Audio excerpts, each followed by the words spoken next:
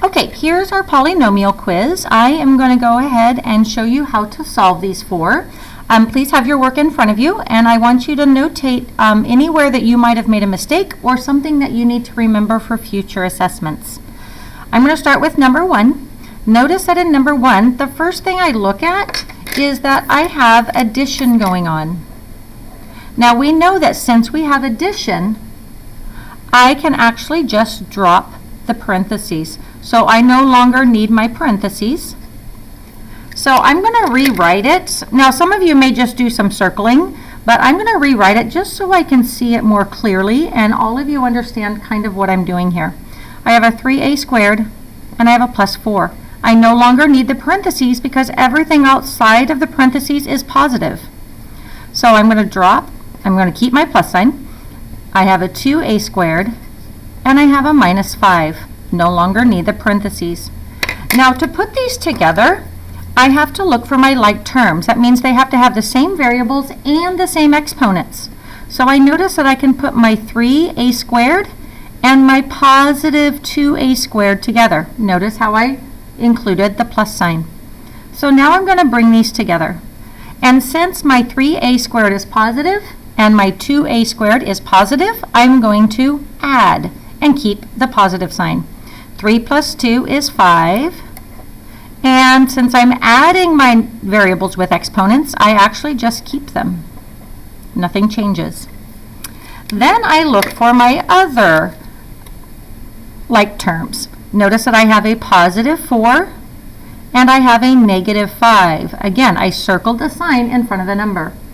Now I have a positive 4 and a negative 5. I have different signs. So when I bring them together, I'm actually going to subtract. I notice that 4 and negative 5 become a negative 1. Remember, positive 4 is going to take me 4 to the right, but then my negative 5 is going to take me 5 to the left, which leaves me at negative 1. And that is my solution. If you need to, pause your video, find where you made your mistake, and go ahead and write me a sentence about what you need to do to remember how to do this correctly next time.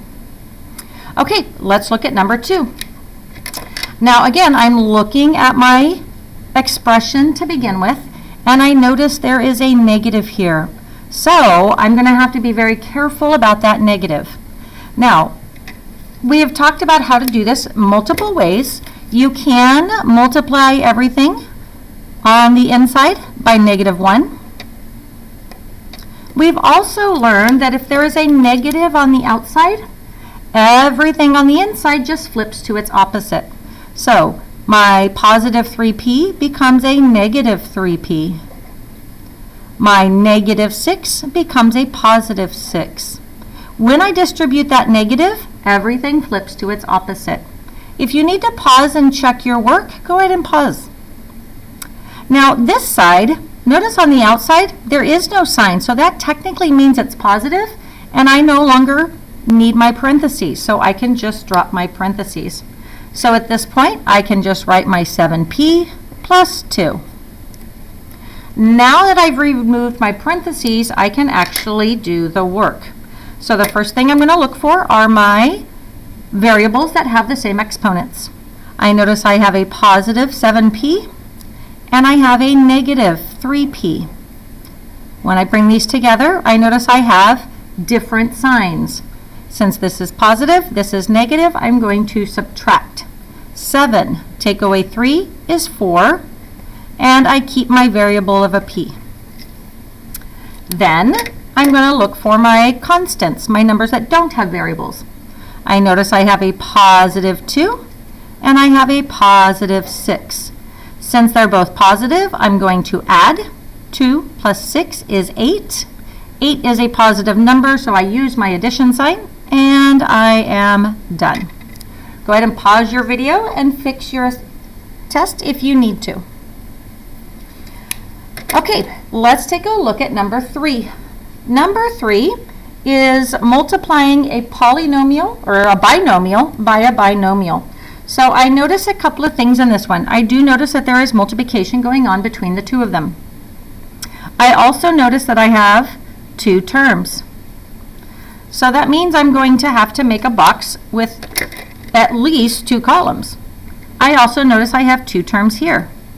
Since I have 2 terms times 2 terms, I am going to need a box that is a 2 by 2. So I'm going to make a big 2 by 2 and then create my box around it. Now I'm going to take my first set of terms, my 5x plus 3, and I'm going to write it 5x and then my plus 3. Now remember, I am multiplying in this table. It's kind of like a multiplication table. My second set of terms is an x and a negative 2. So I'm just going to carry the signs with my constants. So now we're going to do the multiplication. Remember, this is like a multiplication table. My 5x times my x. In front of that x is kind of, remember there's that kind of invisible 1. So 5 times 1 is 5. And then x times x. Since this is multiplication, I keep my base and I add my exponents of 1 and 1. I notice that I really just have 2 x's, so it's going to be x squared. Now I'm going to do the bottom. I have a positive 3 times a 1x. Well, 3 times 1 is 3. Notice I only have 1x, so I'm just going to leave it as an x. Now I'm going to move over to this box. I have a 5x times a negative 2. Since I have a positive 5 times a negative 2, that's negative 10. And again, I only have 1x. Notice my x is only in this row, not this column. So I'm just going to keep 1x. And then finally, my bottom box, I have a positive 3 times a negative 2, and I have a negative 6. Notice no x's, so I don't have any. Now, when I go to write this in standard form, I do need to look at a couple of different things. The first thing that I need to notice is that I have some like terms. I have a 3x and a negative 10x. I'm going to put them together. Since these are different signs, when I put them together, I'm going to actually subtract. So if I'm at a negative 10, that means on that number line, I went all the way over to negative 10. And then positive 3 tells me to go right 3 times, which is going to leave me at a negative 7x.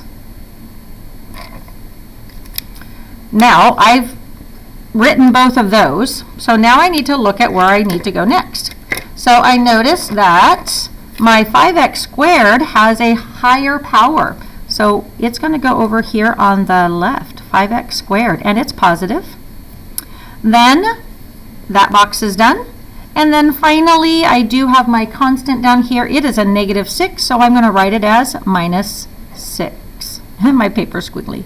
Okay, so I have 5x squared minus 7x minus 6.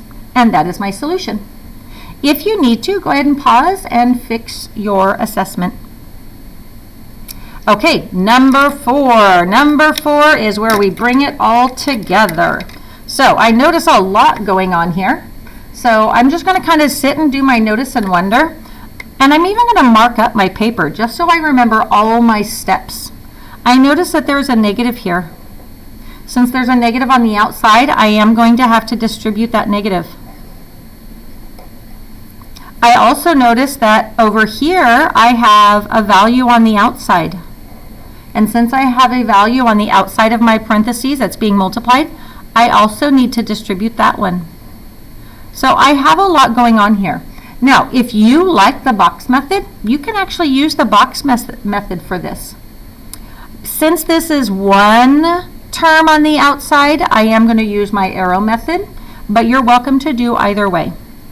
So I'm going to talk myself very slowly through this and go all the way across. I am going to start on the left and just rewrite everything. Notice I have a positive 5w times a negative 2w. So I'm going to go 5 times negative 2 is negative 10. I also have a w and a w. Since I have 2 of them, I have w to the second power. Now I have my 5w times my positive 3. 5 times 3 is 15, and that's positive, so I'm going to keep a positive 15, and I have 1w. Okay, now I'm done. I've gotten rid of my parentheses. Now I need to work on my second one. Notice I have a negative times a negative 9w squared. So remember, this negative causes this number to flip to its opposite. So I have a positive 9w squared. And this negative makes this positive 2 become a negative 2. Okay, now I have removed parentheses. Let's go ahead and pull our like terms together. I have a negative 10w squared, and I have a positive 9w squared. Since they are different, I am going to subtract, and I get a negative 1w squared, which I can just write as negative w squared. Then I have a positive 15w. And then finally, I have my constant of negative 2. And now I have simplified my entire expression. Go ahead and pause the video. Actually, this is the end. Check your work and find any mistakes that you might have made.